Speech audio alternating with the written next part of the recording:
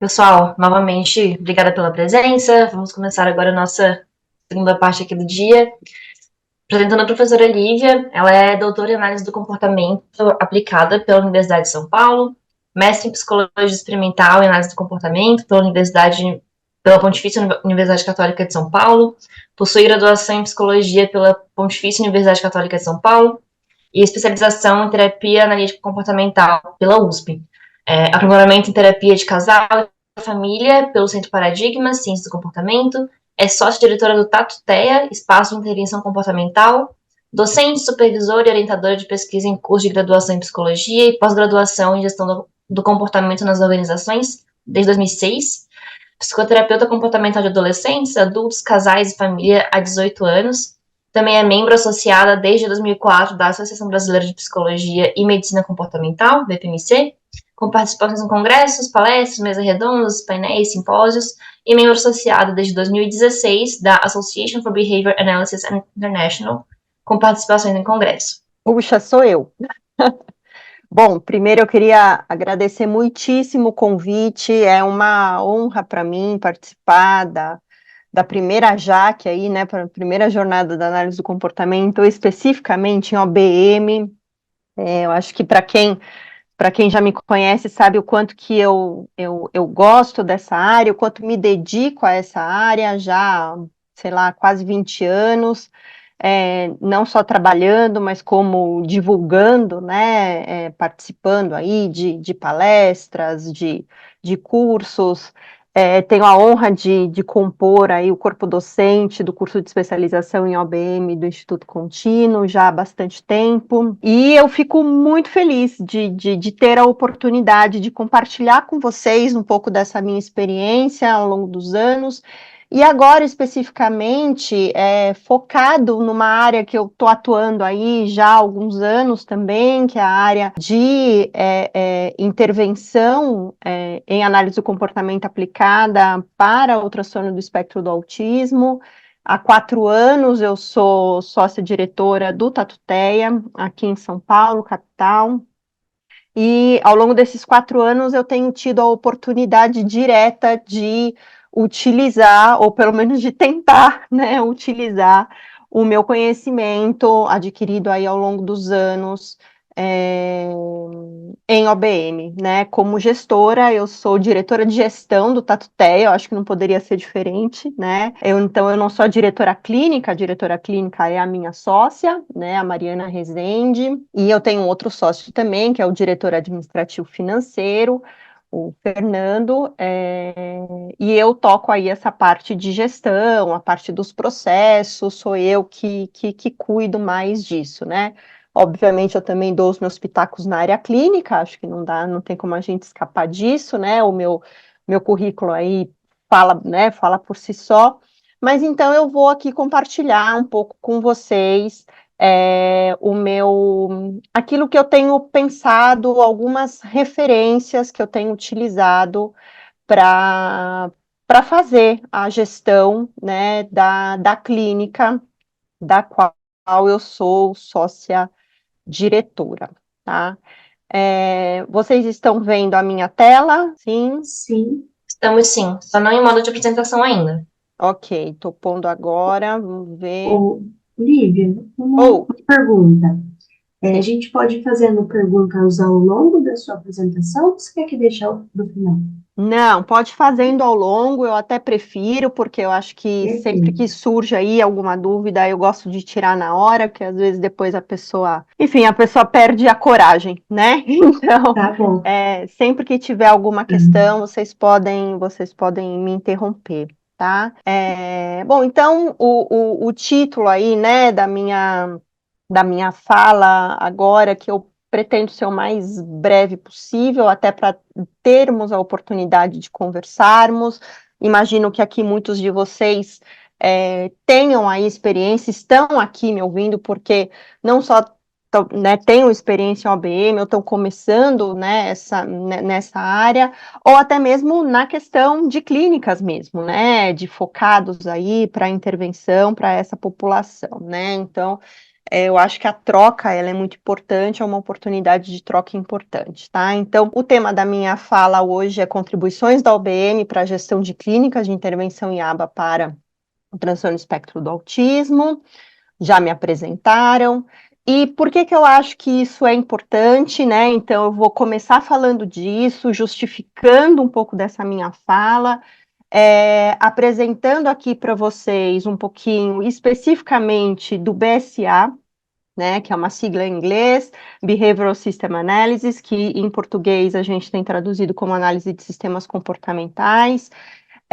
Vou trazer aqui um modelo de aplicação que foi o meu projeto de doutorado. O Cláudio, que nos ouve aqui, conhece bastante, já, né, ele faz parte hoje lá do CAIS. Eu tenho muito feliz em saber que ele e pessoas muito queridas estão lá.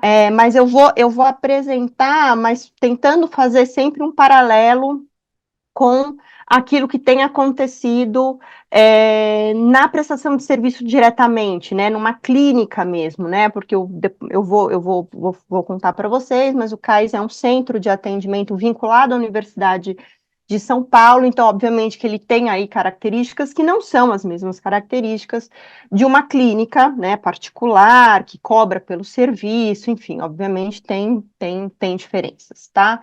E eu vou fazer aí essas considerações desse modelo, né, de gestão em relação à prestação de serviço em aba para o autismo, tá?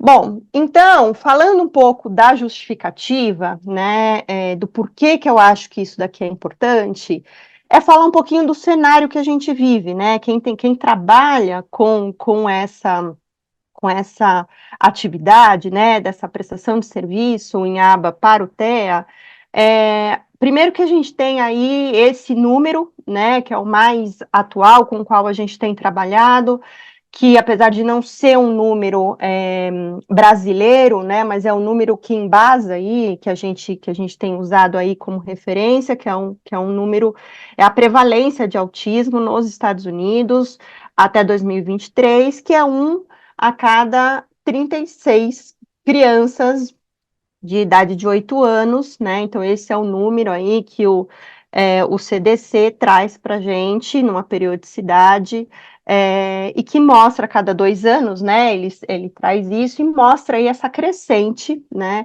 Então, quando a gente fala de que o autismo ele está presente, né? E a gente tem aí um grande número de crianças e pessoas no espectro do autismo. É isso mesmo, né? A cada 36 pessoas, especificamente aqui, né? A cada 36 crianças, uma é autista. Então, isso mostra para gente, apesar de não ser um número brasileiro, o quanto que essa é uma demanda enorme, tá? E isso, obviamente, tem produzido nos últimos anos, especificamente aí nos últimos 5, 6 anos, um aumento exponencial de clínicas, né, de equipes que estão aí se organizando e prestando este serviço para essa população. A demanda é muito grande, como esse número aqui mostra para a gente, tá? Um outro cenário importante, e aí eu vou mexer num vespeiro, né? Que eu trouxe aí essa reportagem que saiu em dezembro do ano passado, ou seja, ela é super nova e criou um grande rebuliço na área, né? Que foi uma reportagem da Folha de São Paulo, né? Então, um veículo aí de comunicação bastante importante, né? Não só aqui em São Paulo, como nacionalmente, com impacto bastante importante, contando aí, né, contando para a gente, obviamente que há controvérsias, né, em relação a essas informações, mas contando quanto que o tratamento de autismo tem sido aí um problema para os planos de saúde, né. E por que que isto daqui, eu trouxe isso como uma justificativa, né? Porque a gente sabe que aqui no Brasil, por mais que a gente tenha aí clínicas, e o Tatuteia é um deles, né? A gente não atende diretamente a planos de saúde, tudo o que envolve a parte de saúde suplementar tem impactado no nosso trabalho diretamente, né? Porque a gente não. As clínicas podem não ser credenciadas, mas existem muitas clínicas credenciadas diretamente aos planos de saúde, mas mesmo as clínicas que não são, mesmo os profissionais que não são, sofrem e têm sofrido o impacto de todas essas questões envolvendo os planos de saúde, porque 99,9% das famílias dependem dos planos de saúde para custear esta intervenção. Tá? Então, não adianta a gente se colocar num lugar de que eu não atendo plano de saúde, então isso não é problema meu, porque isso não é verdade, né? Porque uma vez que as nossas famílias dependem disso, né? A intervenção que nós fazemos depende diretamente dessas famílias estarem recebendo ou não os valores devidos de reembolso, né?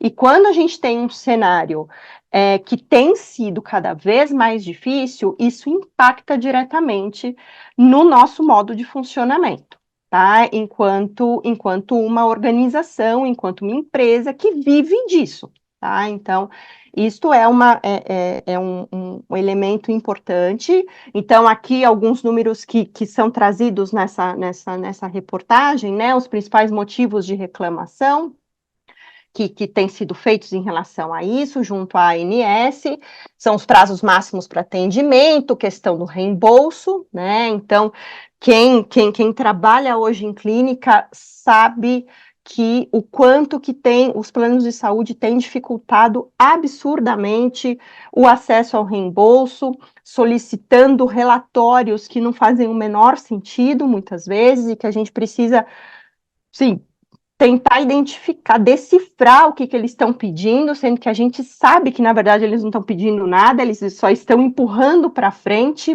o reembolso, né? É só esta função, mas a gente precisa atender isso, então, atrasos de pagamentos, famílias desistindo ou tentando diminuir a carga horária do serviço, quando não se poderia diminuir a carga de intervenção em função das demandas da criança, mas para que haja aí para que as famílias continuem conseguindo minimamente prestar dar conta destes serviços, dar conta do pagamento das intervenções, tá? Então, esses são alguns números. Acho que outra coisa que essa reportagem traz, né?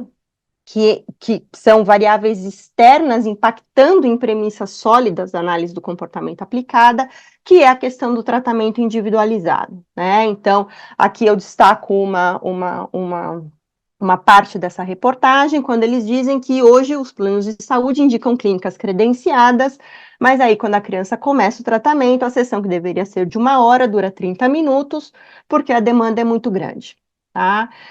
Também tem respostas de clínicas no sentido de que não tem vaga, só daqui a 3 meses, e que aí ou fica muito distante da casa da criança, enfim. Então, recentemente também, acho que foi na semana passada, se eu não me engano, que também repercutiu bastante, uma reportagem de uma clínica específica, dizendo aí, né, que trabalham aí com uma carga horária menor e que isso traz resultados e que isso é bem visto, né, para as famílias e, obviamente, para os planos de saúde, contrariando, né, tudo que a gente defende muito em análise do comportamento aplicada, que é, de fato, assim, não existe uma carga horária que pré-definida, cada criança precisa de um tamanho, de uma intensidade de intervenção de acordo com as suas características, as suas dificuldades, e aí a gente não tem, a gente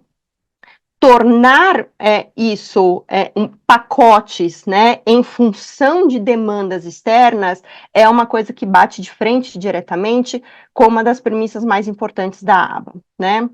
E uma outra coisa que também todo esse cenário impacta e com a qual a gente tem que lidar diretamente enquanto gestores de clínicas ou a gente que trabalha com clínicas, é a questão de quanto que a gente está com uma dificuldade muito grande de profissionais qualificados.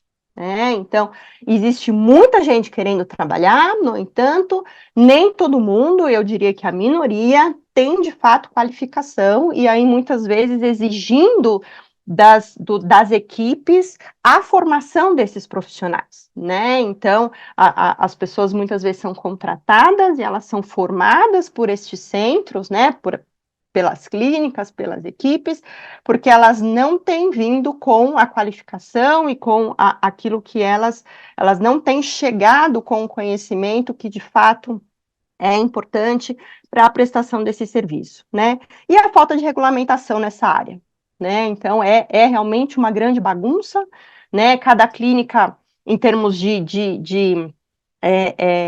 o que deve ser feito, o que não deve ser feito, valores de salários, de remuneração dos profissionais, quantidade de horas de trabalho, contratos de trabalho, enfim.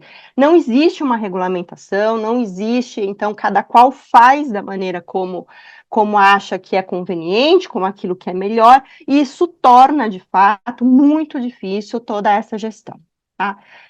Então, gente, só para trazer aí, obviamente, que existem milhares de outros tópicos que a gente poderia trazer aqui, Mas eu quis trazer aqueles que, do ponto de vista de uma clínica, que presta um serviço para uma população que, na sua maioria, depende, da assistência suplementar à saúde, para que essas intervenções aconteçam, estas são alguns dos impactos, ou essas são algumas das variáveis que têm impactado bastante a forma como a gente precisa se organizar enquanto clínica, e isso tem impactado bastante em como a clínica funciona e como as clínicas são gerenciadas. Portanto, falar em gestão do comportamento nas organizações, falar em OBM, não é ou não deveria ser apenas olhar para o desempenho dos indivíduos na organização, tá? Mas sim a todas as variáveis que impactam o desempenho deste indivíduo. Tá? Então, esta é a minha proposta. Tá? Então, quando a gente olhar para o comportamento do indivíduo, ele é fundamental. Mas, na infinita maioria das vezes, ele não é o suficiente. Tá? A gente precisa olhar para todas essas variáveis, e é isso que torna essa gestão tão complexa. Tá? E aí, então, eu acho que isso daqui muitos de vocês já viram, Mas só para quem está entrando nessa área agora, do que eu vou falar daqui para frente. Então, eu vou falar de uma ramificação de dentro da OBM, que é o Behavioral System Analysis, Então, que está dentro aqui, Se a gente for ver aqui, analisar essa organização aqui, esse pequeno gráfico, A gente tem a análise do comportamento, a gente tem a análise experimental do comportamento e a gente tem a aba, Então, a OBM eu costumo brincar que é a aba das organizações, Então, tem a aba para o autismo e tem a aba para as organizações. A OBM é a aba das organizações, tá? E dentro da OBM, a gente tem aí duas grandes áreas, que é o BSA e o Performance Management, a gestão de desempenho, tá? A gente tem uma outra aqui, mas que a gente poderia abrir aqui, que tem a ver com comportamento seguro, mas eu trouxe essas duas aqui, e hoje eu vou falar especificamente desta caixinha aqui, que eu tenho estudado já desde 2013, e eu tenho utilizado bastante no meu dia a dia, tá? Então, o que é análise de sistemas comportamentais? É uma proposta de análise e intervenção que compreende uma organização como um sistema. Ou seja, a análise de múltiplas variáveis que afetam o desempenho da organização e que, em última instância, afeta também o desempenho das pessoas que dela fazem parte. Então, a gente está falando de uma visão que é integrada. Ou seja, variáveis que afetam o comportamento individual resultam em mudanças em todo o sistema, assim como variáveis que afetam o sistema como um todo afetam o comportamento do indivíduo. Então, é uma setinha de mão dupla mesmo, né? Então, o que eu tô dizendo aqui para vocês, não eu, né? Todos esses autores que já há muitos anos estudam e trazem essas questões para nós, é que a organização como um sistema é um sistema aberto, né? Ou seja, todas essas variáveis, por exemplo, essas que eu falei para vocês até agora, né? A demanda crescente, né? Por esse tipo de atendimento em função do aumento exponencial de números de diagnósticos de TEA, né? Isso se dando em função de inúmeras variáveis. Mas o fato é que cada vez mais crianças estão sendo diagnosticadas com autismo. Isso tem produzido uma demanda muito grande. E, em contrapartida, a gente tem aí um sistema de saúde que tem encontrado muitas dificuldades, sejam elas, e aí eu não entro aqui no mérito se os planos de saúde têm razão ou não, porque eu tendo a achar sempre que não tem razão, mas essa é a realidade com a qual a gente tem trabalhado, eles tendo razão ou não, é essa a realidade que ele nos impõe. Todas essas variáveis têm afetado o nosso trabalho. E eu posso dizer isso de conhecimento de causa. O Tatuté tem 4 anos, né? E ao longo desses 4 anos é notória a diferença, né? E a gente começou, veja, a gente vai fazer 4 anos agora em março. Nós começamos, talvez, no pior momento que qualquer negócio poderia ter começado, né? Que foi em março de 2020. Não sei se vocês lembram o que estava acontecendo em março de 2020, né? Todo mundo estava achando que ia morrer no dia seguinte, né? E, infelizmente, muita gente morreu mesmo, né? Diante de uma pandemia mundial, que a gente não sabia o que ia acontecer, né? Então, ao longo desses 4 anos, a gente tem visto o quanto todas essas mudanças que se referem à saúde suplementar têm atingido diretamente a forma como a gente precisa organizar o trabalho, tá? Não adianta, de novo, não adianta a gente achar que isso não diz respeito simplesmente porque a gente não é uma clínica credenciada. Bobagem, tá? Isso sim nos impacta, e impacta cada uma das pessoas que estão lá dentro, né? E é isso que eu vou tentar mostrar para vocês, tá? O quanto que, então, na hora, por exemplo, né, eu analisar o desempenho do meu terapeuta, né, que é ali dentro de uma estrutura de clínica, é a base da nossa pirâmide, né, que é aquele que está ali na linha de frente, acima dele tem assistente de coordenação, de supervisão, você tem os supervisores, aí você tem a direção, né, então você tem aí uma hierarquia. O trabalho daquele terapeuta que está ali com aquela criança, ele é impactado diretamente por questões que estão relacionadas a coisas sobre as quais ele, terapeuta, não tem controle e nós, gestores, também não temos controle, mas ele se afeta diretamente. Tá? Então, é isso que a proposta da análise de sistemas comportamentais mostra para a gente. Tá? Então, é uma junção, né? Então, o BSA é uma soma de 2 grandes áreas de conhecimento, que é a análise do comportamento e a teoria geral de sistemas, que quem conhece a administração já estudou isso, que é uma teoria bastante forte dentro da administração.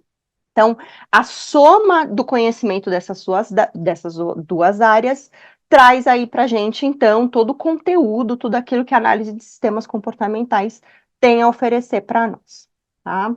Então, quando a gente está falando de BSA, quais são as unidades mínimas de análise com as quais a gente trabalha? A gente trabalha com as unidades mínimas de todo analista do comportamento, tá? Então, a gente trabalha com as contingências comportamentais, as famosas tríplices contingência, tá? Então, ali, antecedente, resposta e consequência, tá? A gente trabalha com o conceito de contingências comportamentais entrelaçadas, tá? Então, quando a consequência do comportamento de um indivíduo é antecedente para o comportamento do outro indivíduo, e assim, então, essas contingências, elas vão se entrelaçando de maneira a criar uma interdependência entre elas. E também o conceito de metacontingência, que é quando o entrelaçamento dessas contingências produz aquilo que a gente chama de produto agregado. Ah, então, quando a gente trabalha com análise de sistemas comportamentais, nós estamos necessariamente debruçados sobre essas 3 unidades de análise. A menorzinha lá, que todo analista do comportamento trabalha ou deveria saber trabalhar, as contingências entrelaçadas e o conceito de metacontingência, tá? E aí, todas essas unidades mínimas de análise, elas são importantes para a gente entender aquilo que é, dentro do BSA, a unidade mínima, tá? Que é uma proposta de análise e intervenção do Dale Brethauer, tá? Que é aí um dos principais nomes um dos pioneiros dessa proposta, tá? Em que ele descreve o Total Performance System. Tá? Então, o que é esta ferramenta? É uma ferramenta através da qual a gente consegue analisar a organização como um todo. Tá? Então, começando com a missão dessa organização, aí partindo para a definição daquilo que é o produto daquela organização, o sistema recebedor ou sistema receptor, né, que é quem recebe este produto. Aí nós temos o feedback do sistema recebedor, que são todos os indicadores, né? O próprio nome já diz, né? Todos os indicadores, todos os dados que nós temos do sistema receptor, que nos diz que aquele produto, tá? Como é que aquele produto tem sido recebido por esse sistema, tá? Então, são os dados com os quais a gente precisa trabalhar. Aí, então, nós temos o sistema processador, né, que são todos os processos que fazem com que este produto se torne real, tá? O feedback do sistema processador, então, assim como nós precisamos ter indicadores do sistema recebedor, nós precisamos ter também indicadores que nos digam como é que os processos estão acontecendo e como é que eles estão, de fato, interligados a ponto de produzir, de fato, aquilo que a gente precisa que ele produza. Tá? Os recursos, que são todos os inputs, tá? Que fazem parte dessa engrenagem, que entra e que faz com que esses processos aconteçam e, no final, aí, saia esse produto, e os competidores, né? Então, todo um cenário que são outras empresas, outras instâncias que competem diretamente, tanto pelos mesmos clientes, como pelos mesmos recursos, tá? Da organização. Então, este é o Total Performance System. Então, quem trabalha com BSA, essa é a unidade mínima de análise, essa que a gente precisa utilizar para que a gente consiga identificar onde é que estão as questões, para onde é que eu preciso olhar na hora de intervir na minha organização, tá? Então, existem aí basicamente 2 modelos de intervenção baseados na BSA, um deles mais antigo, que é uma proposta de 1990 do Rumler e do Brett, que entende a organização, o desempenho da organização em 3 níveis, tá? Que é o nível organizacional, o nível de processo e o nível do trabalhador. Tá? E aí eles propõem que a gente precise, então, olhar diretamente para esses 3 níveis e intervir sobre esses 3 níveis para produzir a tal da mudança organizacional. E mais recentemente, mas não tão recentemente assim, tem o modelo da Maria Malotti, de 2003, que é o modelo de engenharia de sistemas comportamentais, que foi o que eu utilizei no meu trabalho lá, que eu realizei lá na USP como projeto do meu doutorado, e é um modelo que eu tenho utilizado, que fica ali na minha cara todos os dias, na hora que eu penso Tatuteia, tá? Então, o modelo da Maria Malotti, ele na verdade, né, ele se baseia completamente no mesmo modelo do Rumley e do Brett, mas a gente destrincha um pouco mais. Ela tem uma proposta que destrincha um pouco mais e que, na minha humilde opinião, torna tudo isso daqui muito mais didático, digamos assim, né? É um step by step muito mais claro para onde é que a gente precisa olhar e do jeito que a gente precisa olhar.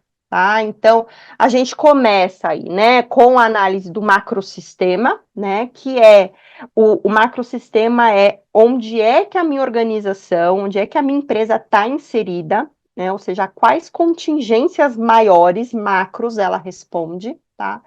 A organização, né, os processos, as tarefas, os comportamentos individuais, aí eu já estou falando de contingências comportamentais individuais, e, por último, a gerência, tá? Então, quando eu falar aí do aquilo que a gente realizou lá no CAIS, eu acho que isso vai ficar mais claro para vocês, tá?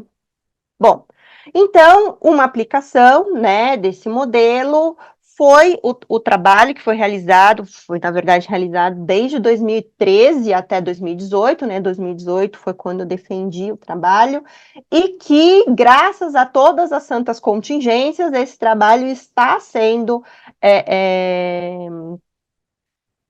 ele ainda está a todo vapor, né? Então, foi um pontapé inicial muito importante para outras coisas que estão surgindo e que muita gente hoje ainda está trabalhando. O CAIS é uma realidade e que, então, a gente vê aí o quanto que tudo isso, obviamente, está sendo aprimorado, tá? Então, o nome da minha tese foi o uso da análise de sistemas comportamentais para o aprimoramento dos serviços prestados pelo Centro para Autismo e Inclusão Social do CAIS, tá? Lá na Universidade de São Paulo. Bom, o objetivo desse projeto, desse trabalho, foi demonstrar o uso dessa proposta, né, de análise, especificamente o modelo da Maria Malotti, que é o modelo de engenharia de sistemas comportamentais, no aprimoramento dos serviços prestados pelo CAIS, tá? Então, o CAIS já existia antes disso, tá? O CAIS existe já desde 2003, 2004, 2005, é por aí, o Claudio sabe mais que eu, agora ele tá lá, ele tem esses números mais na cabeça, mas, ou seja, ele já existia antes, tá? E o objetivo do meu trabalho foi reorganizar, né? Foi aprimorar alguma coisa que já acontecia, tá? Então, como objetivos específicos, a gente definiu a missão do CAIS. A partir dessa definição, nós reorganizamos os processos, nós estabelecemos indicadores de feedback dos principais subsistemas que compõem o sistema processador do CAIS e descrever o passo a passo da aplicação dessa ferramenta, tá? Então, eu tentei ser, obviamente, que hoje, quando eu me debruço sobre o trabalho, obviamente que eu vejo milhares de coisas que eu poderia ter feito diferente, isso é sempre assim, mas eu tentei ser o mais clara possível nesse passo a passo para tornar de fato possível a aplicação disso para outras realidades, né? E eu fico muito feliz em saber que de alguma maneira isso funcionou, tá? Bom, espera. Aqui, bom. Então, a primeira coisa foi a gente identificar o macrosistema do qual o CAIS fazia parte, tá? Parece simples, mas não foi, foi um processo bastante trabalhoso, né? A gente chegar nisso, porque a gente constatou que todas as definições que, na verdade, tudo que controlava, né, as tomadas de decisão da coordenadora do CAIS, consideravam o CAIS uma coisa e que só a partir do momento que a gente se debruçou sobre todas essas questões, a gente viu que, na verdade, o CAIS respondia a outras contingências com as quais a gente não estava trabalhando, tá? Então, este foi o primeiro grande passo, que foi a identificação do macrosistema, que foi identificar que o macrosistema do CAIS era a Universidade de São Paulo, tá? Esse é o macrosistema com o qual, ainda hoje, obviamente, o CAIS responde. Tá? E isso fez com que muita coisa mudasse em termos de perspectiva para onde a gente precisava olhar. Tá? Então, gente, parece bobagem, mas saber a quais contingências a gente está respondendo em termos de macrosistema é extremamente importante. Tá? Então, nós, enquanto você que trabalha numa clínica, seja você gestor, seja você um supervisor, né? A quais contingências macros, a qual macrosistema aquela organização com a qual você trabalha, seja prestando serviço, seja diretamente contratado, para qual contingências ela responde. Isso muda completamente, muitas vezes, o modo como a gente vai analisar, por exemplo, o produto, né? O que a gente entrega, o que a gente faz enquanto produto da minha organização.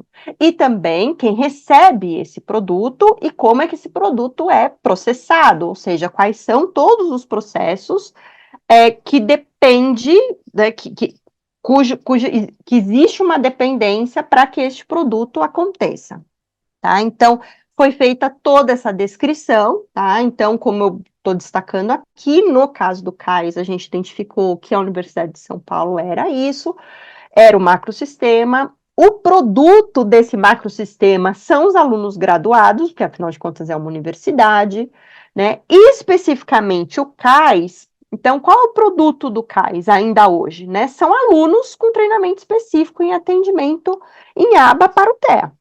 Tá? Isso é o que o CAIS entrega para a população.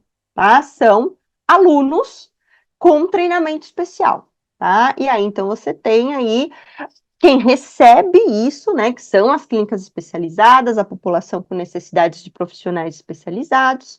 A gente tem aí, né, na época a gente trabalhou com indicadores que era o número de egressos atuando junto à população diagnosticados de TEA.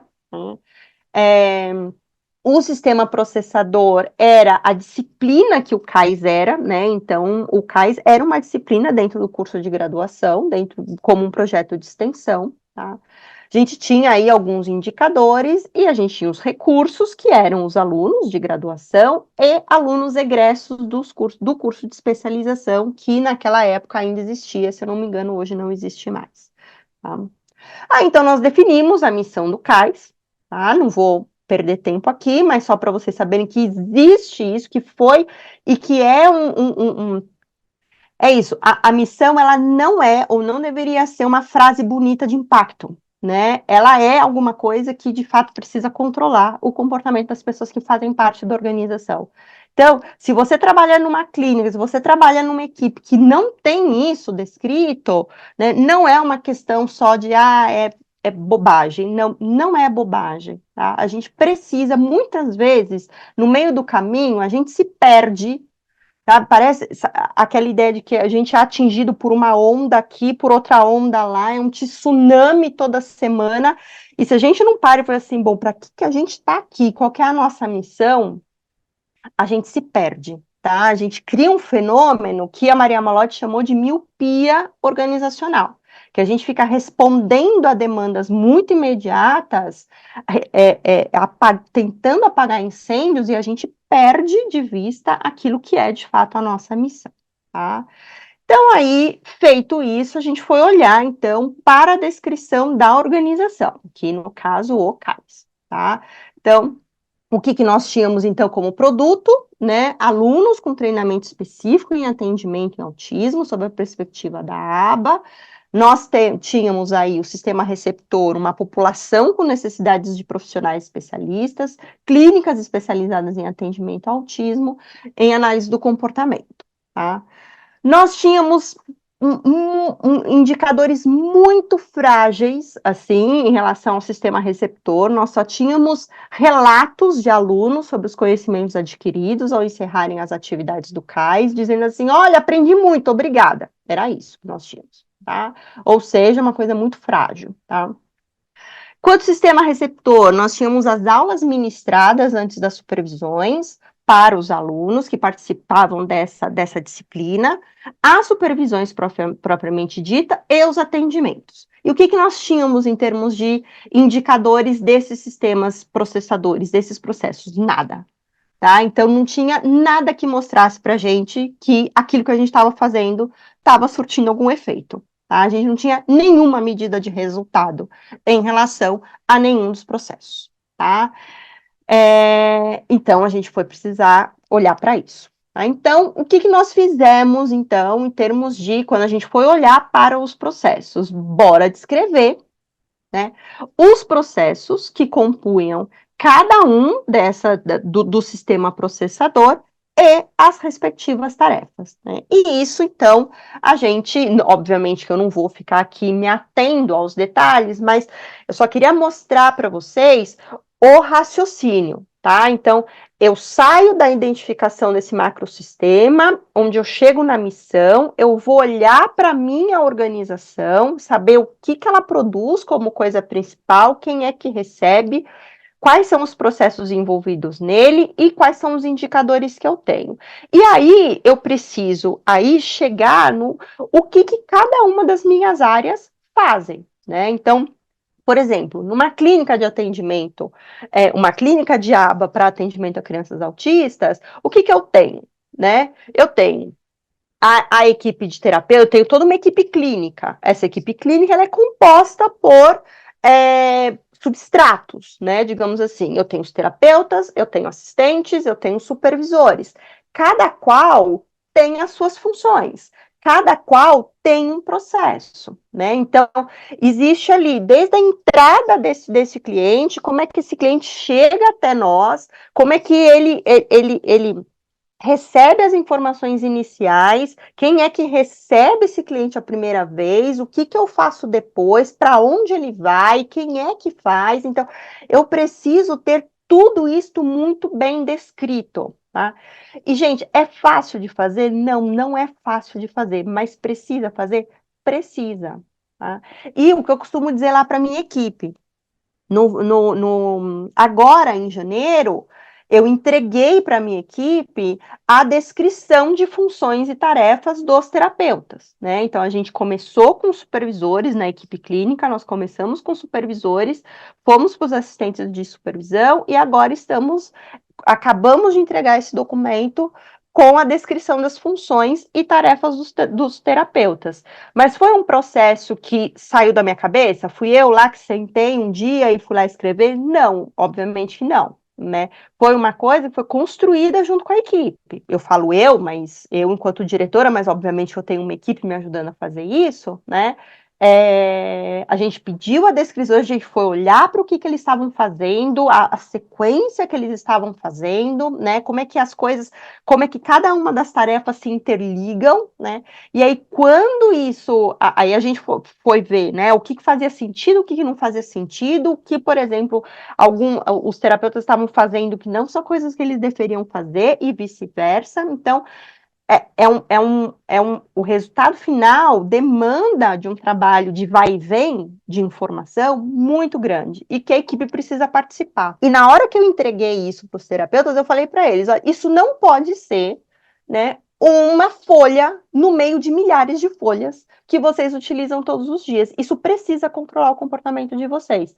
Mas depende só de eu falar isso? Só o que eu falar, o fato de eu ter falado significa que vai controlar? Óbvio que não. Agora a gente precisa pensar em contingências que fazem com que eles fiquem sob controle disso, né? Então, eu preciso, e é onde a gente está trabalhando agora, né? Como é que a gente faz com que eles fiquem sob controle dessa descrição, né? Eu especifico o que eles têm que fazer, só que eu preciso garantir que eles façam, tá? Então, é todo um trabalho que precisa ser feito e que demanda bastante tempo e braço, tá? Não adianta, não é uma pessoa só que consegue fazer, tá? Então, isso daqui, obviamente, que é o resultado final, tá? Depois disso, é que eu vou olhar para a contingência individual, né? Aí eu vou olhar para o comportamento.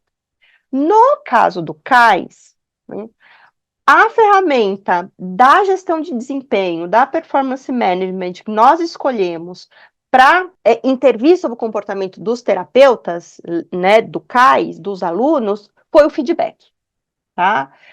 Não vou entrar aqui o porquê que a gente escolheu isso, né? Mas tem todo um sentido, mas foi o que a gente definiu como a ferramenta que nós usaríamos, tá? E aí, lembrando que o Aubrey Daniels, ele tem uma proposta muito bem descrita, existem inúmeros artigos falando, tanto artigos novos quanto artigos antigos, mostrando a aplicação do feedback, a maneira como a gente precisa usar essa ferramenta de maneira que ela seja efetiva, né? Esses 4 pontos são 4 pontos aí, dentre muitos que a gente precisa levar em consideração. Então, o feedback como algo descritivo e específico, sempre individualizado, demonstrado por gráficos, ou imediatamente após a execução né, o desempenho, ou imediatamente antes, tá? No caso do CAIS, o comportamento, o desempenho que a gente usava o feedback era na elaboração, na verdade não era elaboração, era no preenchimento dos PEIs, dos programas de ensino, tá? Então, onde os terapeutas precisavam colocar o nome do programa, os objetivos, os materiais, os procedimentos, as contingências de ensino, sistema de dicas, esquema de reforçamento, sistema de correção. Então, quem está nesse mundo da aba Protea sabe do que eu estou falando, tá? Então, a gente fez ali todo um jeito, né, da gente liberar esses feedbacks após, ou na verdade, imediatamente antes a elaboração dos próximos programas, e isso era feito semanalmente, tá? Uma outra coisa que a gente fez também foi dar feedbacks diretos através de gráficos de um desempenho específico que na época era muito utilizado nas intervenções do CAIS, que são os procedimentos de tentativa discreta. Tá? Então, era realizado pelos supervisores, 3 datas previamente estabelecidas, no início da intervenção das crianças, no meio da intervenção e no final do semestre, e a gente também mostrava os gráficos para os terapeutas, para que eles ficassem sob controle disso para as próximas supervisões, tá? Para os próximos atendimentos. Então, como eu disse, o feedback foi a estratégia escolhida neste estudo específico, mas existem outras estratégias que compõem a gestão de desempenho, né? Dentre elas, especificação de tarefas, o estabelecimento de metas e o próprio uso do reforçamento e todos os cuidados que a gente precisa ter no uso de reforçamento, quando a gente está falando do ambiente organizacional, tá? Ainda falando da 4ª etapa, antes de definir a estratégia, né, ou seja, eu vou usar o feedback, eu vou usar o estabelecimento de metas, que estratégia de gestão de desempenho individual eu vou utilizar? Eu preciso fazer uma avaliação de desempenho dos indivíduos, tá? E para isso, entrar em ferramentas que são primorosas para a gente usar na hora da gente identificar problemas de desempenho. Mas, de novo, gente, não adianta, no meu ponto de vista, a gente utilizar isso sem olhar antes para todas as outras coisas, porque fica míope, tá? Porque senão eu vou começando a ver problemas que aí eu não sei de onde que eles vêm. Estão me ouvindo? Estamos sim. Oi? Ah, então tá bom. É porque apareceu aqui uma instabilidade, mas agora tá tudo certo. Então, gente, assim, por exemplo, o Performance Diagnostic Checklist, o PDC, e especificamente o PDCH, que é específico para prestação de serviço, eles são ferramentas incríveis, só que, de novo, não dá para a gente usar elas aleatoriamente, a gente precisa usar dentro do contexto de uma análise de sistemas, tá? Isso é o que eu tenho defendido e que eu acho que funciona, tá? Então, especificamente sobre o PDC, também eu teria que, assim, dá para fazer um curso todo sobre essa ferramenta, tá? É uma ferramenta muito simples, tá? Que é desenvolvida para identificar áreas com necessidades de melhorias ou intervenções dentro de uma organização. Foi desenvolvida em 1996 pelo John Austin na sua tese de doutorado, a partir de experiência de consultores em gestão empresarial. E o PDC é composto por 4 áreas, tá? De identificação aí de onde podem estar os problemas de desempenho. Condições antecedentes, processos e equipamentos, conhecimentos e habilidades e consequências, tá? Aí, mais tarde, houve o desenvolvimento do PDC, que é derivado do PDC, voltado para desempenho na prestação de serviço, tá? Então, quais tipos de problemas nas prestações, na prestação de serviço, que esse PDC, então, ele foi ajustado para atender essa demanda específica? Má implementação de atendimentos ou tratamentos, coleta de dados imprecisa ou errada, e isso daqui na área da análise do comportamento aplicada à Protea é uma coisa, porque a gente depende disso diretamente para que a gente tenha evolução e sucesso nas intervenções. Problema ao reportar informações aos supervisores, isso também é uma coisa que a gente precisa olhar muito atentamente. Problemas com confecções de relatórios, né? Então, não só relatórios que guiam as decisões dos supervisores, mas os relatórios que são enviados para as famílias. Né? A gente precisa se atentar muito a isso, e que é um problema, não tem uma equipe de terapeuta que gosta de relatório, então aí a gente tem um problema sério, né, que é uma atividade chata, muitas vezes, que é dispendiosa, é trabalhosa, é custosa, então tem um custo de resposta altíssimo, e muitas vezes com reforçadores, que a gente vê que muitas vezes são muito mais reforçadores negativos do que positivos, que têm controlado o comportamento das equipes, tá? Então isso tem sido um problema. A adaptação feita por analistas do comportamento com experiência e qualificação, então doutores, CBAs, e que são, então, o PDCHS é composto por 20 questões distribuídas em 4 categorias: treinamento, esclarecimento de tarefas e sinalizações, recursos materiais e processos, consequências para o desempenho, esforço e competição. Então, ele é um PDC aprimorado, mas mais do que isso, é um PDC focado para essas questões específicas de prestação de serviço em saúde. Bom? E aí, então, por último, a gente precisa olhar para gerência, né? Que aí diz respeito, pensando numa estrutura de clínica, tanto aos supervisores quanto aos diretores, tá? E a Maria Malotti, ela afirma que é função do gestor arranjar e controlar as contingências responsáveis pelas mudanças organizacionais almejadas, assim como sustentar tais mudanças após a sua implementação. O que eu defendo muito lá na clínica é, gente, não adianta a gente achar que dar treinamento o tempo inteiro vai garantir um melhor desempenho. Não é isso que garante, porque todo mundo sabe, vamos treinar.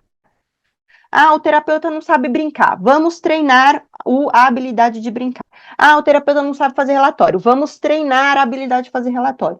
Gente, quem foi que disse que o problema está na variável que o treinamento vai dar conta? Porque muitas vezes a pessoa sabe fazer. A questão não é o saber fazer, porque a gente só usa o treinamento quando a variável é o não sei fazer. Eu não sei fazer, então eu ensino, e aí você faz. Mas às vezes não é o controle antecedente que é o problema, é a consequência. Então não adianta nada a gente morrer de treinar a equipe se depois não tem contingência que faça com que aquela pessoa se mantenha fazendo aquilo que ele aprendeu, né? Então, e aí a gente precisa, e aí onde é que a gente precisa então intervir? No comportamento de quem tem que supervisionar o tempo inteiro, que são os supervisores, né? São esses caras dentro de uma gestão de clínica que tem um contato direto com os terapeutas, que precisa garantir que aquilo que o terapeuta precisa fazer aconteça de fato, né? Então, e de novo, não adianta só a gente falar, vocês têm que fazer isso, vocês têm que fazer aquilo, vocês têm que fazer aquilo outro. Não é só o ter que fazer, né? A gente sabe que o comportamento verbal, ele controla o comportamento verbal, só que até a página 2. A gente precisa ter contingências reais controlando o comportamento, tanto da nossa gerência, no caso, os supervisores, quanto dos terapeutas e de toda a engrenagem que uma clínica precisa, tá? Então, gente, especificamente falando do projeto, quais foram as principais conclusões? Intervenções em BSA produzem resultados mais sustentáveis a longo prazo do que aqueles produzidos por intervenção em gestão do desempenho, tá? Então, isso não sou eu, Lívia, que estou falando. É a literatura que mostra para a gente. Então, não adianta, enquanto gestores, a gente ficar olhando só para variável individual. A gente precisa olhar a coisa como um sistema, tá? No presente estudo, no estudo que a gente conduziu lá no CAIS, a etapa crucial parece ter sido a identificação do macrosistema e a definição da missão do CAIS. Esse foi a pontinha que a gente conseguiu depois puxar todo o novelo, tá? Que foi com que a gente percebesse que a gente estava passando por um fenômeno que a Maria Malotti descreveu como miopia organizacional, que a gente estava assim, né? Então, quando a gente identificou a missão, a coisa clareou e viu sob controle do que nós deveríamos ficar e não estávamos sob controle. E tudo isso desencadeou para uma criação de uma disciplina específica no psicologia experimental dentro da USP, que trouxe muito mais visibilidade para o CAIS, trouxe muito mais recursos e permitiu com que o CAIS se tornasse uma disciplina de fato robusta, né, para a formação desses alunos específicos, tá?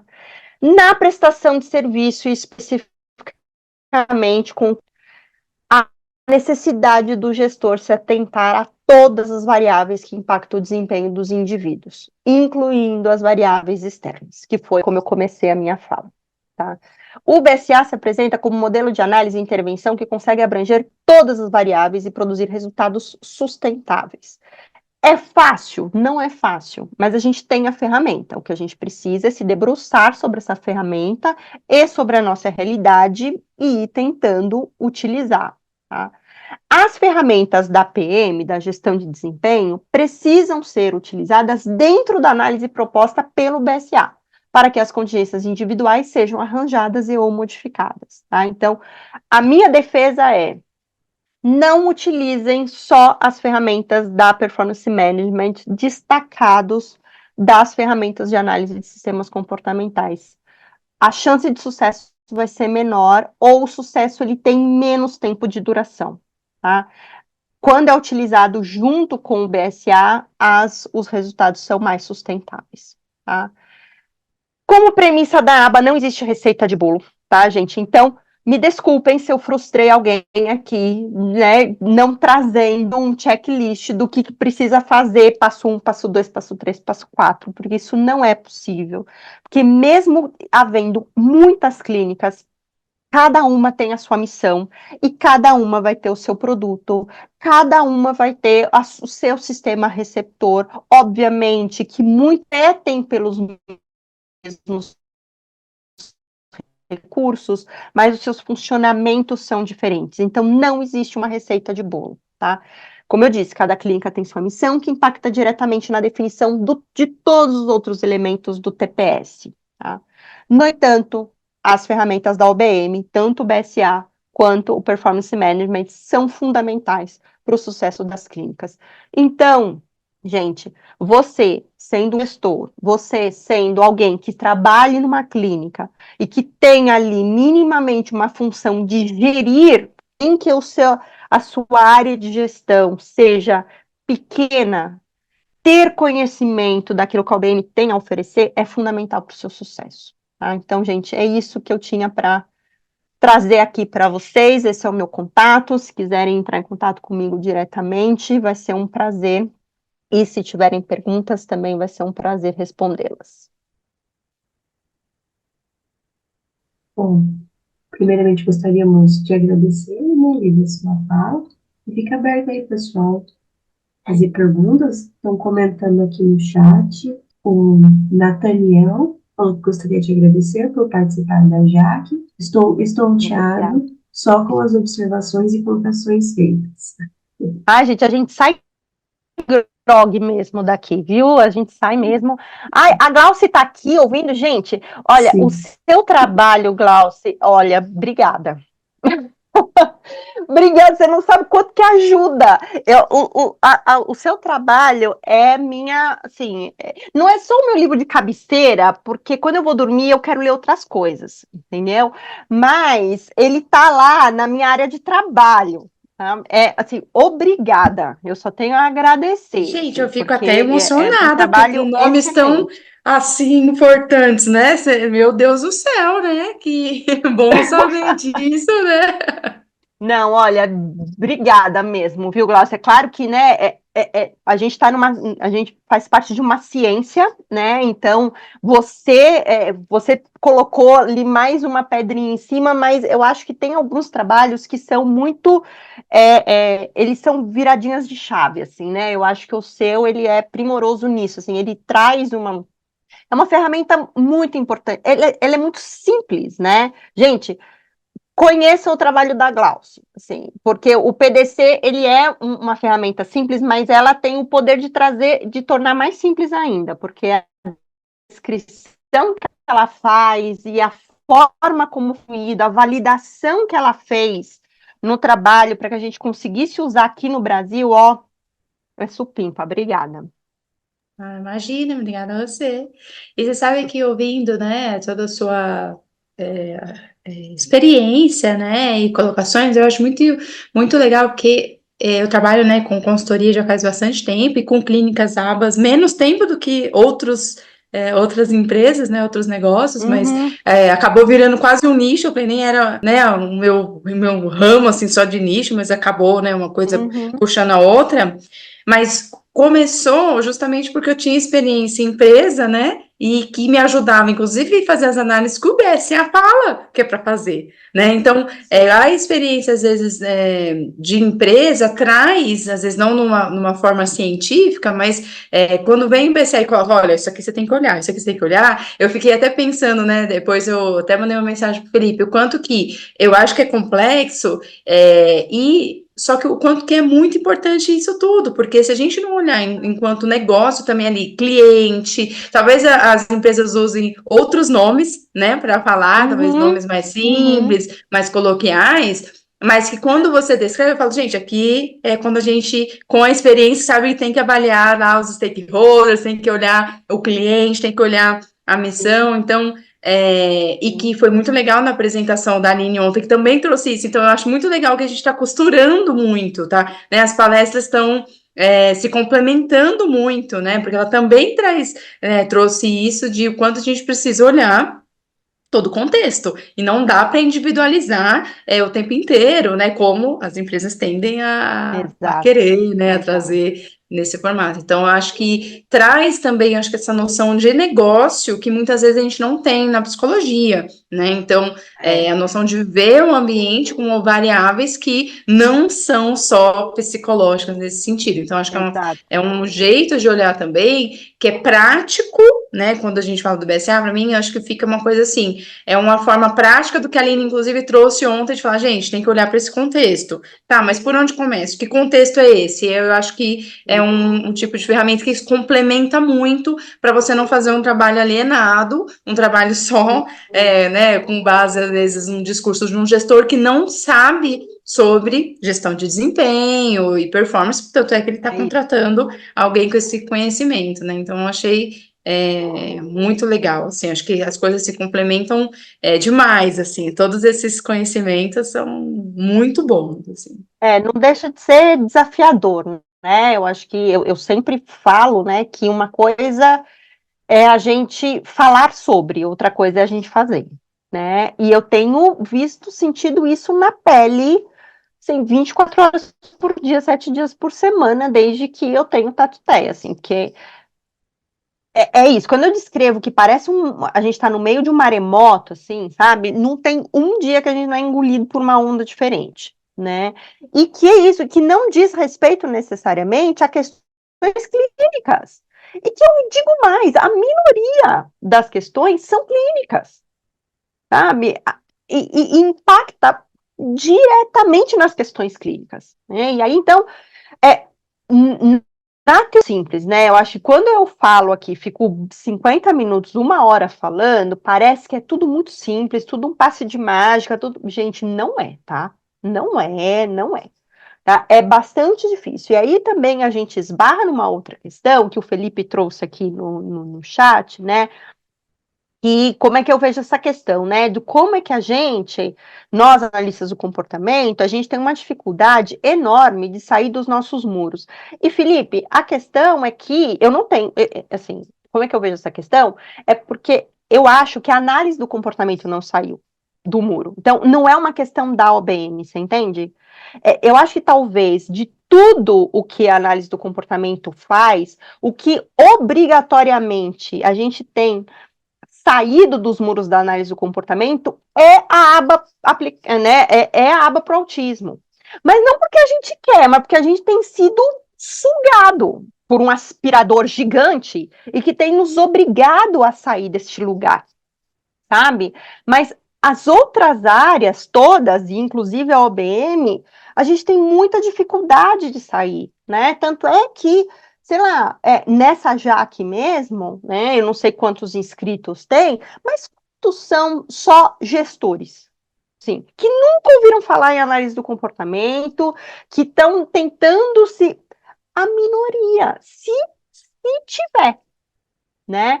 Então, eu acho que é um trabalho de formiguinha, mas que, quando eu comecei lá em 2005 esse trabalho, para hoje, acho que quando eu tenho esta perspectiva, essa minha perspectiva individual, eu acho que a gente já fez muitos avanços, sabe? Mas, considerando todo o caminho que a gente ainda tem para percorrer, nossa, falta muito. Mas, Felipe, eu acho que você é um exemplo disso. Sabe? Eu acho que você faz um trabalho, e eu acompanho você nas redes sociais, que você sai dos muros da análise do comportamento. Sabe? Você continua, apesar de você ser um analista do comportamento, você não fica falando só para nós. Sabe? Você dá palestras, você tem uma consultoria, né? Então, eu acho que você é o exemplo disso, né? E você tem conseguido fazer isso dentro, obviamente, né, da distância do seu braço, né, e da sua equipe, mas que a Nel já está aí há quantos anos também, né? Não é de ontem, né? Ela já tem anos, né? Então, eu acho que são de Nels espalhadas, né? 14 anos, então, sabe? São de Nels espalhadas pelo Brasil que a gente consegue ir espalhando isso, sabe? A gente tem que sair de trás dos muros das universidades, de trás dos muros dos nossos congressos. O analista do comportamento precisa parar de falar para nós mesmos, por isso que a gente precisa fortalecer as associações. Não adianta analista do comportamento ficar só falando para analista do comportamento. Sim, é importante também, mas não só, né? Então, e eu acho que a gente precisa se debruçar também na história da análise do comportamento dos Estados Unidos, porque que é tão ruim a gente olhar para como eles fizeram. Funcionou, por que que a gente não tenta? Sabe? A gente não pode olhar para essa história também de um jeito tipo, não, eles são eles, nós somos nós. Escuta, tá, é óbvio que a gente precisa adaptar, né? Mas vamos tentar usar o que funcionou lá. Eu ia até fazer uma pergunta para você também, que assim, até falei isso, né, com o Felipe. Particularmente, sempre achei as nomenclaturas sempre da análise de comportamento bem difíceis. Inclusive, quando eu fiz o mestrado, eu tive muita dificuldade no começo, É uma porque sopa de não leitura. era, né, a minha Indigesta. realidade, esse vocabulário.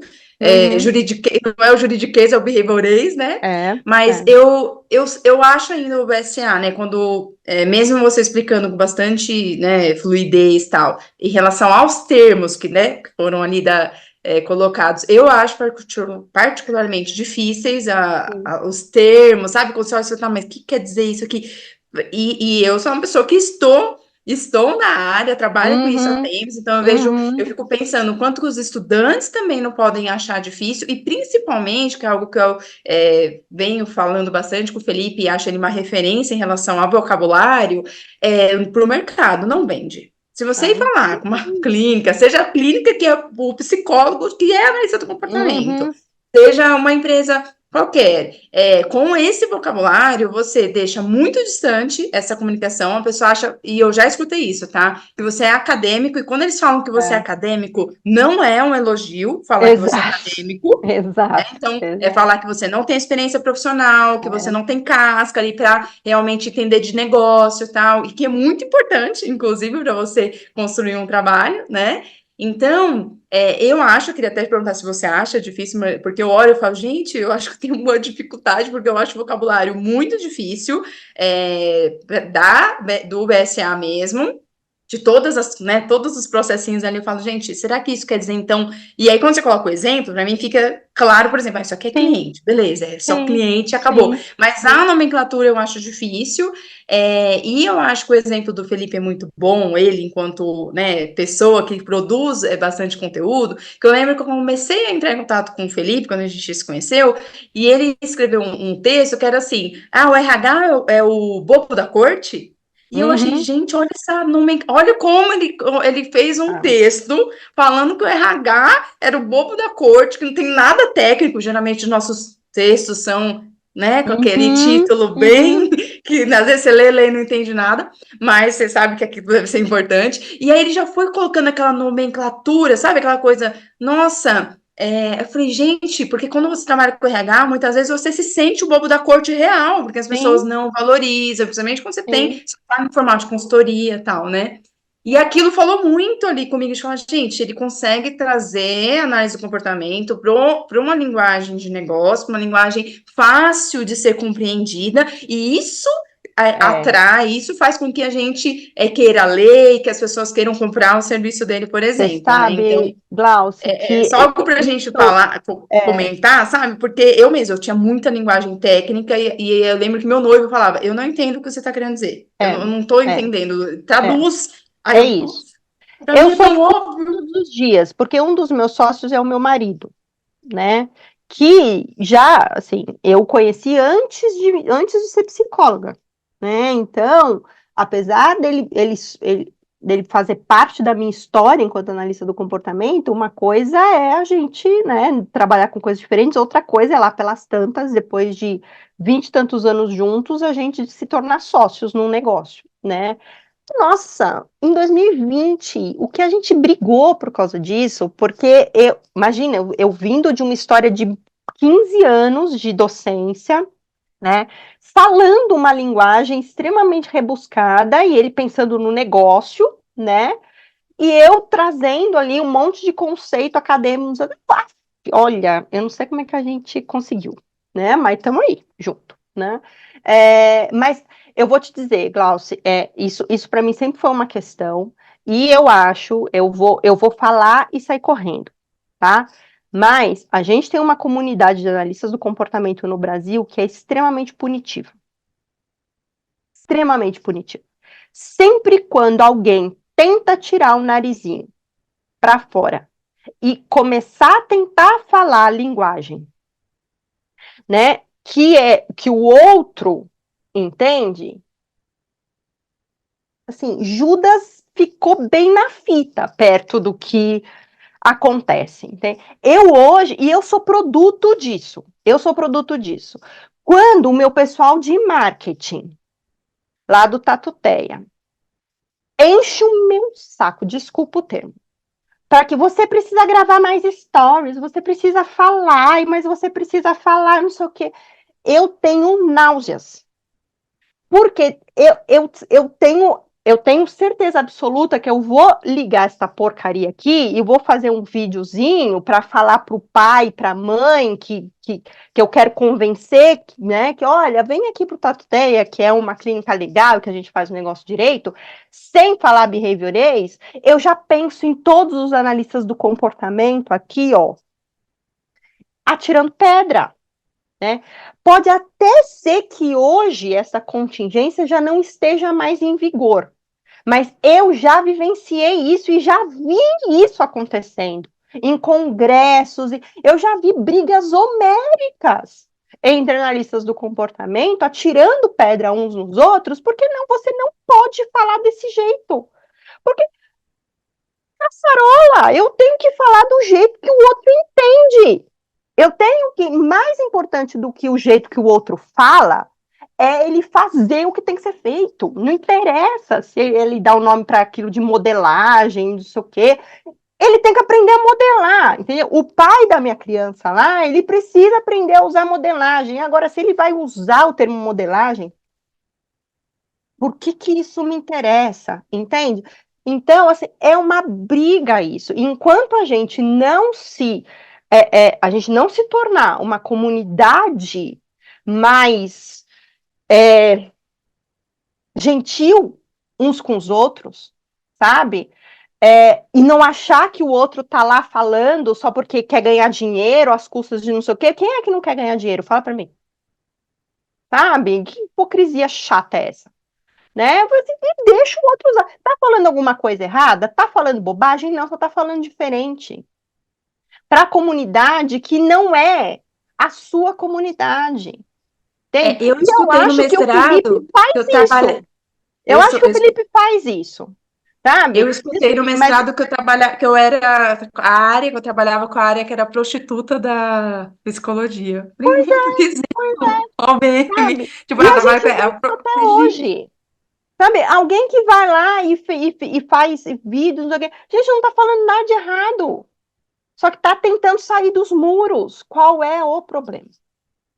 Sabe? Então, eu acho que a gente só vai conseguir sair disso quando a gente, de fato, tiver uma comunidade de analistas do comportamento brasileira que não seja tão egoísta, sabe? De ficar só entre eles. Sabe? Vamos deixar a coisa crescer, vamos deixar a coisa sair desses muros, né? Porque senão a gente morre, gente. Todo sistema fechado morre. Isso a história diz, não sou eu que estou dizendo. A história diz, todo sistema fechado morre. Né? A gente ainda não morreu, graças a Deus, né? E as santas contingências, mas, eu de verdade, assim, às vezes eu me canso, entende? Mas eu sou teimosa também, né? Então eu permaneço, né? Mas é isso, assim, eu vi que o Pedro até abriu a câmera. Pedro, ó, fugi. Falei e fugi. Eu tô adorando, Lívia, eu tô adorando. Eu vou deixar a Karina falar, depois eu falo uma coisa. Tá bom. Fala, Karina. Oiê, boa noite, gente. Fiquei muito reflexiva sobre tudo isso que vocês estavam falando e lembro muito de quando eu estava aprendendo sobre análise do comportamento pela primeira vez, que não faz tanto tempo, né, minha cara entrega, mas que trazia muito orgulho, assim, e um orgulho gostoso de sentir, de a gente perceber, beleza, então tem essa abordagem da psicologia que se importa com metodologia científica, que se importa com dados, que se importa com ver a melhoria palpável ali, consegue graficar várias coisas, e como isso era muito embasado pela nomenclatura muito específica que a gente dava pelas coisas. Então, eu sinto que se hoje eu fosse me entregar totalmente para um vocabulário de mercado que realmente aderisse ao público, parece que eu não ia estar abrindo mão só do vocabulário, mas também daquela coisa toda que criei de admiração para análise do comportamento. E eu não sei o quanto a formação que a gente tem hoje tá tendo como preocupação o equilíbrio que dá para se ter entre essas duas coisas, que a gente não precisa xingar e corrigir todo mundo que fala sobre inconsciente, e que a gente não precisa, enfim, reconhecer que, sei lá, o inconsciente existe, sim, você não sabe que ele tá lá, mas funciona, beleza, e o que mais? Enfim, eu lembro até como de ter visto recentemente um podcast que o Roberto Banaco participou falando que, cara, os sonhos importam pra ele como psicólogo clínico, porque como a pessoa conta o que importa pra ela, é isso, cara, é o peso de contingência. Então, mas imagina tentar corrigir a pessoa e falar, não, porque os seus sonhos, eles são a produção do seu cérebro. E não faz sentido. Enfim, Exatamente. e tentar desconstruir todo esse coletivo que existe em torno da psicologia, que é uma área que as pessoas amam, assim. Eu acho que o nosso movimento vai ser muito mais... consegue vencer muito mais quando a gente conseguir equilibrar essas coisas. Mas, realmente, a formação, que é uma coisa tão recente pra mim, não me permitiu fazer isso, porque muitos professores... E aí eu não culpo meus professores, porque eles precisavam mostrar essa diferença, mas eu acho que não teve tempo, não teve espaço para conseguir equilibrar essas duas É. frentes, assim. É isso, é novo, né? Não estamos falando de alguém que é formado há 10 anos, né? Você deve ser Agora, formado há pouco tempo. Exato. Mas é isso mesmo, mas o Felipe colocou aqui, né? Eu quero ganhar dinheiro, mas assim, eu também, né? Mas às vezes eu sinto que eu não posso querer isso. Eu tenho que querer só ser fiel à minha liturgia analítico-comportamental, entendeu? Olivia, o remédio que eu tomei para isso, tenho tomado, na verdade, eu sempre estive mais próximo da comunidade de empresários do que da comunidade de analistas do comportamento. Continuo, Uhum, inclusive. uhum, Agora eu estou uhum, mais próximo da comunidade de análise do comportamento por várias situações. Até porque a gente criou também a comunidade OBM Brasil ali com a uhum, ideia de fortalecer um pouco a área, eu fiquei mais próximo ali também. sim. Mas, então isso conta bastante, né, com quem você está andando. Acho que isso Uhum, acabou uhum, fazendo parte disso. Mas vocês falaram aqui, né, que me veem como uma pessoa que consegue fazer pelo menos essa comunicação melhor com o mercado. Eu falo assim, eu estou sempre buscando a melhor forma de fazer isso, embora eu não tenha conseguido ainda. Que se eu tivesse conseguido, já estaria muito rico, na verdade. Porque eu falo assim, ó, as ferramentas a gente tem, não tem ninguém que resolve melhor do que a gente, eu não tenho dúvida disso. O mercado tem uma demanda imensa, é. imensa. Eu Uhum, falo que é infinito no sentido de que a gente não consegue contar o número de empresas que têm a necessidade desse serviço. Então, assim, a questão é acertar a comunicação, né? é. E eu falo assim, a gente, claro, com vários testes, isso foi melhorando quando você compara com a comunidade de análise do comportamento. Mas quando você compara com outros concorrentes do mercado, que oferecem soluções alternativas, que são piores do que a nossa, nisso tem muito a andar ainda. Como eu falei, se tivesse Uhum, acertado, uhum. seria muito maior. Mas eu acho que Sim. algumas pessoas, até coloquei ali no chat, né? Antes eu não tinha aberto aqui o áudio, que estava um monte de criança correndo aqui no quarto. Mas a Renata Horta, quem não conhece, precisa conhecer, porque a maioria de análise de comportamento não conhece a Renata, porque ela não vai ser referenciada dentro da análise de comportamento mesmo. Mas ela trabalha com análise do comportamento, voltado para Uhum, inovação, tem a empresa Tropos Lab, né, lá em Belo Horizonte e São Paulo, né? Agora tem unidade de São Paulo que legal. faz um trabalho fantástico com relação à comunicação. Então, elas trabalham com muita ferramenta, inclusive assim muito voltada com pesquisa. A equipe dela é toda de analista do comportamento, mas conseguiu fazer uma comunicação tão próxima do mercado que ela hoje está, né, a empresa, né, Tropos Lab, faz projetos em grandes empresas do Brasil, como o Sangoban, Itaú e Legal. várias outras. E talvez a gente não encontre como uma empresa de OBM, vamos pensar assim, porque Uhum, não tem isso na comunicação deles é. mesmos. Mas, para mim, assim, esse é um exemplo que eu falo assim: olha, eu brinco com ela, né? Uma amiga já, né, Renata? Fala, Renata, quero achar a comunicação da forma que você achou, que eu acho que ela achou muito bem. Uhum, E uhum, agora, olhando dentro da própria comunidade, eu acho que o Hélio faz isso muito bem na clínica, fez isso muito bem durante um bom tempo, né? Eu me espelho muito no Hélio também, porque o Hélio uhum, trabalha os conceitos todos, sem perder a riqueza dos conceitos e né, vamos dizer assim, de tudo do conhecimento que foi produzido, mas de uma forma agradável, que você vai numa palestra dele, né, como já foi o caso, onde eu fui e levei minha esposa, que é de uma outra área, de administração e tal, uhum, ela entendeu a palestra, achou legal, achou que valeu a pena ir. Eu acho que isso é um desafio, né? Que é o que a Glaucia trouxe aqui também, falando um sim. pouco disso. Eu lembro que a Glaucia, né, ela falou que de uma vez que ela tenta conversar com outra pessoa e ela não entende. Eu lembro de uma vez que eu e Glaucia e uma outra amiga, Tassiana, escrevemos um texto, assim, nós fizemos um esforço gigantesco para o texto ficar simples. Então a gente falou, nossa, agora ele ficou simples. Ah, beleza. Tá simples, sem linguagem técnica. Vamos dar para uma pessoa que a gente conhece para ela ler. A pessoa ali falou: olha, não entendi nada. É, Aí a gente falou: a gente Agora, tentou gente, sabe navegar que aí. eu queria até falar para o é bem. Felipe falar sobre isso, não sei nem se a gente tem tempo, mas eu acho que é muito importante para a gente.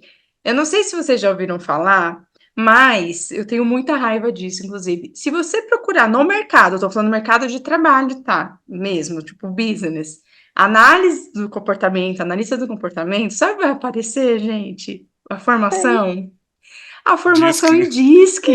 Aí qualquer seja o analista do comportamento. Aí vende o curso do DISC, porque eu vi, né, como assim? Eu sou analista do comportamento. Aí você vai num curso de coaching, porque eu fiz curso de coaching com muita restrição, demorei anos, mas eu fui lá ver, fiz 2 formações para falar, vamos olhar mais de perto, porque eu tinha muito preconceito e aversão e tal.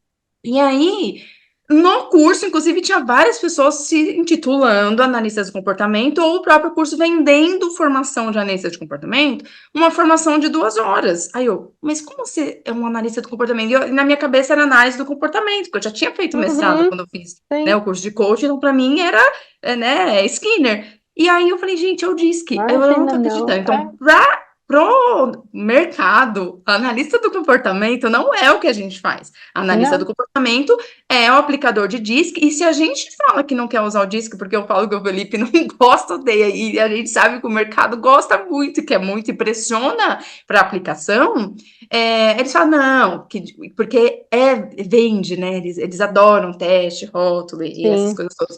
Então, eu fico até pensando, a gente realmente não ultrapassou os muros, A gente não sabe, né? É isso. Alguém pegou nosso nome, gente. Pessoas ocupar os espaços que a gente não ocupa. Ocupar o nosso nome, entendeu? Gente, se você falar que é analista do comportamento, então você aplica o DISC. Não, é outra coisa. Não, então não é. Que análise do comportamento é a aplicação do DISC com esse relatório. Você fala, gente, não é, Felipe? A gente nem falado sobre isso, né? Sim, mas é isso já há anos já, né? Isso, quando você vê análise comportamental nas empresas, você pode apostar, sim, seu salário inteiro, que não é um analista do comportamento, que é alguém que fez aí um curso de coaching, um curso de não sei o quê. Mas, gente, mas é isso, os lugares, os espaços são ocupados, ponto. Eles são ocupados. Então, se a gente não se organiza para ocupar os nossos espaços, outros vão ocupar. E depois não adianta ficar tentando resgatar, entendeu? É muito difícil, porque isso já está sacramentado dentro da área organizacional. Então, é quase que a gente precisasse agora usar uma outra nomenclatura para não competir com essa, para se diferenciar. E aí, qual é? Eu não sei. Sabe? Mas qual é essa nomenclatura? Eu não sei qual é, mas essa já está contaminada. Que é mais a briga que a gente tem dentro da aba Protea, né? Do bendito método aba. Vai tirar essa graça desse termo. Né? Eu falo lá, eu tenho a minha secretária lá, a nossa recepcionista, que ela foi contratada agora recentemente, pô, ela é a porta de entrada, né? As pessoas ligam, mandam WhatsApp, oi, tudo bem? Vocês trabalham com o método ABA? E aí, a primeira coisa que eu falei para ela, eu falei assim, olha, é o seguinte, as pessoas vão te perguntar se a gente trabalha com o método ABA, e você vai dizer que sim, vírgula. Trabalhamos com intervenção em ABA.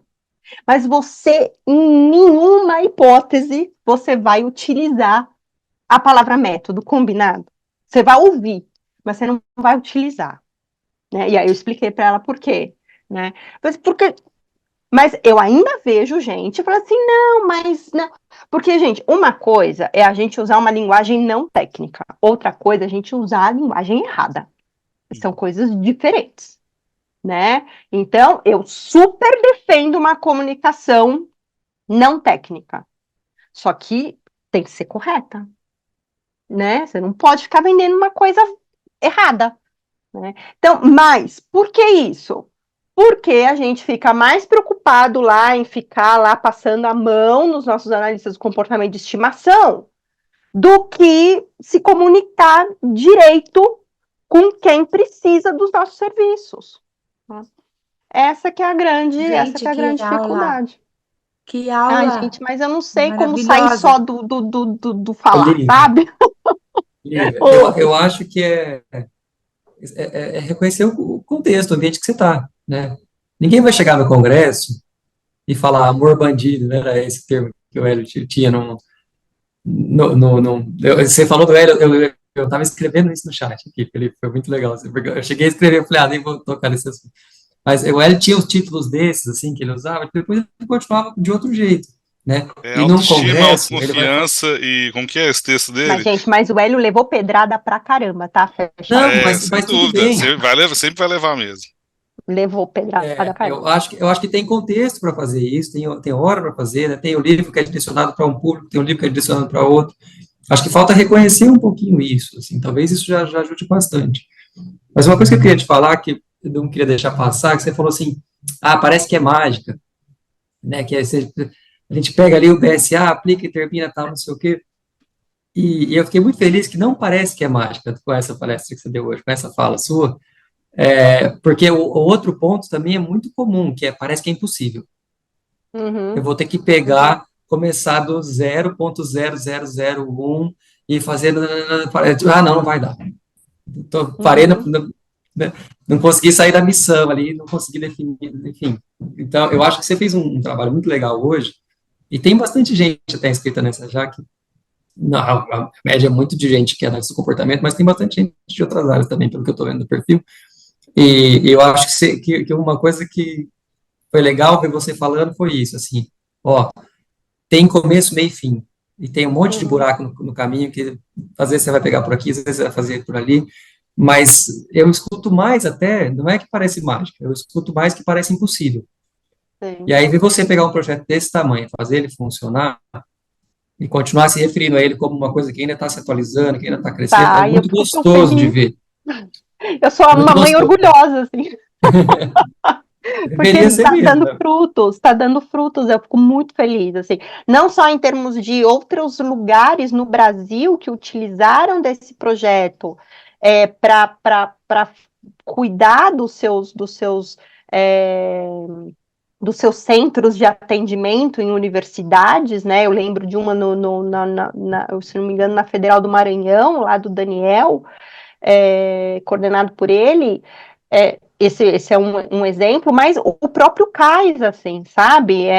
Eu tive assim, eu fiquei muito feliz do ano passado ter sido chamada pela Marta para participar do evento festivo em comemoração, né, ao aniversário do CAIS, e como é reconhecido esse trabalho, mas como ele está vendo hoje, as pessoas que estão trabalhando hoje, os avanços que já foram feitos, sabe, coisas que já aconteceram depois disso, nossa, às vezes eu fico assim, gente, fui eu mesmo? Não é possível.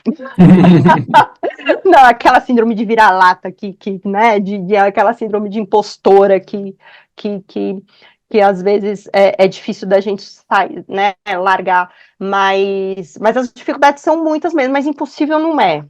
Impossível não é. Eu acho que é quando eu tenho muito orgulho do trabalho que a gente tem feito no Tatuteia, apesar de ser uma clínica ainda que a gente considera que ainda está, sabe, ainda né, bebê, né? Bom, a gente vai fazer 4 anos nesse cenário, né? Que é o Brasil, que é ser empreendedor no Brasil, que é ser empresário no Brasil, né? Mudança de governo, mudança disso, mudança daquilo.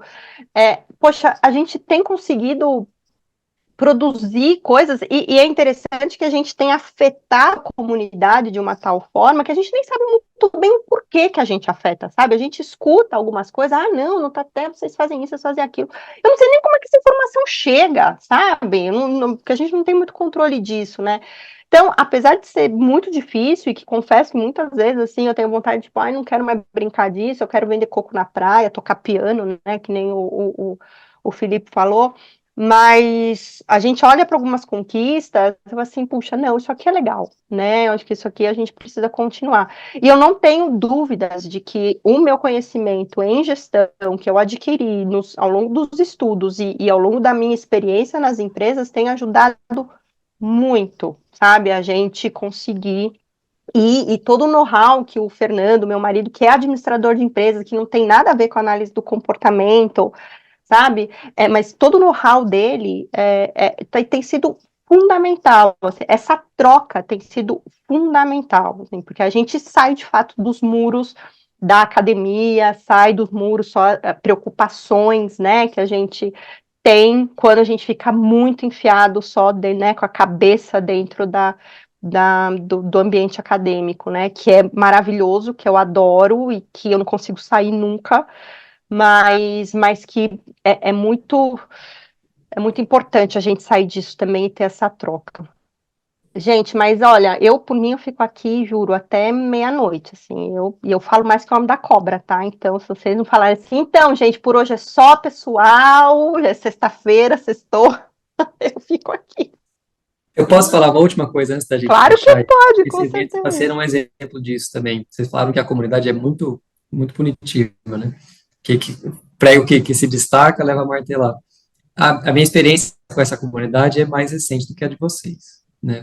Mas o que eu tenho vivenciado é que tem muita gente difícil mesmo, mas é que eles são muito barulhentos, Uhum, sabe? Mas que a média ok. da comunidade, de forma geral, é muito legal. Todo mundo que eu conheço que se interessa por análise de comportamento tem uma história assim, fulano me puxou, Uhum, fulano me ajudou, Beltrano participou disso e tal, e eu posso ter tido mais sorte do que juízo, mas de forma geral eu entro em essas pessoas e você vê elas de longe até, você já sabe quem que vai ser o sei, cara que vai reclamar, sei. né? Em tempos de redes sociais isso fica mais difícil ainda, mas Uhum, de uhum, forma geral eu acho que essa é uma comunidade que se segura muito bem, sabe? Não, eu acho a comunidade dos empresários mais difícil, até o Felipe estava falando, eu acho que os empresários, eu tinha, assim, pelo menos aqui em Londrina, que é o pessoal que eu conheço, assim, Curitiba, assim, um pedaço de São Paulo, que eu trabalhei um pouco, eu achava eles mais competição, mais eu sou maior do que você, do que essa uhum, comunidade. Essa comunidade tem cara de que se ajuda muito, assim, eu tenho inúmeros exemplos na minha caminhada de uhum, pessoas que vão, né, que você precisa de alguém, você levanta a mão, alguém te Sim. pega, te carrega um pouquinho e tal, então a história das associações, tem gente derrubando a associação? Tem gente criando uma terceira associação? Tem. Mas também tem, tipo assim, 60 pessoas que não uhum, tinham nem como, nem por onde, nem recurso, nem nada, e que empurraram aquilo por um tempão. Então, uhum. boa noite, Glaucia. Eu acho Boa noite, que, Klaus. eu não sei se essa é a percepção de todo mundo, mas o que eu tenho vivenciado é isso. Tem muita gente difícil, tem muita gente que vai criticar você, mesmo se você não ganhar dinheiro, mesmo se você não ficar famoso, você vai sofrer essas críticas todas. Uhum, uhum. Mas, de forma geral, eu acho que é uma comunidade que se ajuda bastante mesmo, sabe? A comunidade de Eu OBM acho que são, é eu bonita acho que são, demais. a comunidade de OBM é legal, eu acho que é bem, bem, bem legal, acho que a gente é bem supimpa, assim, sabe, de boa. A melhor É, parte da comunidade é de OBM, né? eu acho, assim, eu acho, é óbvio, né, Pedro, acho que cada um tem a sua experiência, né, eu falo que a comunidade, ela é bastante punitiva, mas eu não fui uma pessoa que historicamente fui muito punida, muito pelo contrário. Eu acho que eu fui muito mais reforçada do que punida, né? Eu tenho muita clareza disso. As minhas principais referências na vida são analistas do comportamento, assim, que me transformaram em quem eu sou enquanto pessoa, assim, não é nem como profissional, né? Então, eu sou resultado de uma história em que as contingências foram muito mais reforçadoras do que punidoras. Mas eu tenho muito próximo a mim pessoas que percorreram comigo muito tempo, sabe? E que desistiram, sabe? Que, tipo, ai, cansei desse povo, né? Mas é claro que, obviamente, são histórias individuais, eu acho que sempre haverá isso, né? Mas assim, se a gente for olhar, né, pro tamanho da nossa comunidade, eu não tenho números, tá? Eu acho que você que está mais à frente, né? Hoje você está super ativo nisso. é, eu acho que você tem mais números do que eu não tenho números atuais. Mas, sei lá, eu acho que, por exemplo, em termos de ABPMC, por exemplo, se a gente for ver o tamanho da BPMC hoje, do tamanho que a BPMC era há 20 anos atrás, eu não sei se mudou muito, sabe? Eu tenho a sensação que não, né? E eu acho que isso é um número ruim para nós, entende? Eu acho que uma associação que não cresce em termos de gente, sabe? Que não se renova de fato, né? Não só quem está lá na frente, eu acho que quem está lá na frente se renova pouco, ou melhor, demora para renovar. Isso eu entendo, acho que isso faz parte, né? Mas de quem consome o conteúdo, sabe? De quem está lá, de quem está vindo novo, de quem Eu não, eu também tenho essa sensação, Felipe, de que encolheu. Eu acho que, obviamente, teve a pandemia, teve que fez com que muitas, né, muitas comunidades tenham sofrido, mas eu não acho que seja essa a variável principal, entende? Então, eu acho que a gente precisa olhar para isso. Poxa, eu não vou ficar falando aqui, mas eu tive uma experiência tão ruim, sabe? Eu fui me acreditar na BPMC, sabe? Aquele processo de acreditação.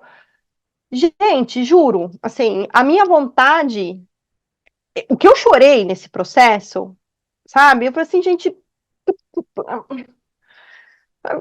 sabe? Eu cheguei a ligar pro Roberto, falei assim, Roberto, pelo amor de Deus, estão tentando me convencer de que eu não sou analista do comportamento. Fala alguma coisa para mim que me tire deste lugar, sabe? Poxa, é uma sucessão, sabe? É uma sucessão que eu trabalhei anos, sabe? Então, são as coisas que vão acontecer. Eu amo a BPMC, continuo amando, não sei o quê, mas eu acho que ela é um exemplo disso, entende? Que a gente tem uma comunidade que está aí há 30 e poucos anos, mas que não cresce. E quem é que conhece a BPMC sem ser nós mesmos? Não conhece. Então, eu acho que isso, para mim, é um exemplo, você entende? De que, assim, a gente acaba reforçando sempre as mesmas pessoas. E aqueles que são mais resilientes, né? Acho que a gente tem também uma história pessoal, né? A gente talvez aguente mais pedrada do que os outros, né? Mas eu acho que a gente precisa olhar para isso, entende? E eu canso um pouco disso, sabe? Eu falo assim, meu, sabe? Tipo, como é que a gente sai disso? Eu não tenho respostas, de verdade, eu não tenho respostas, né?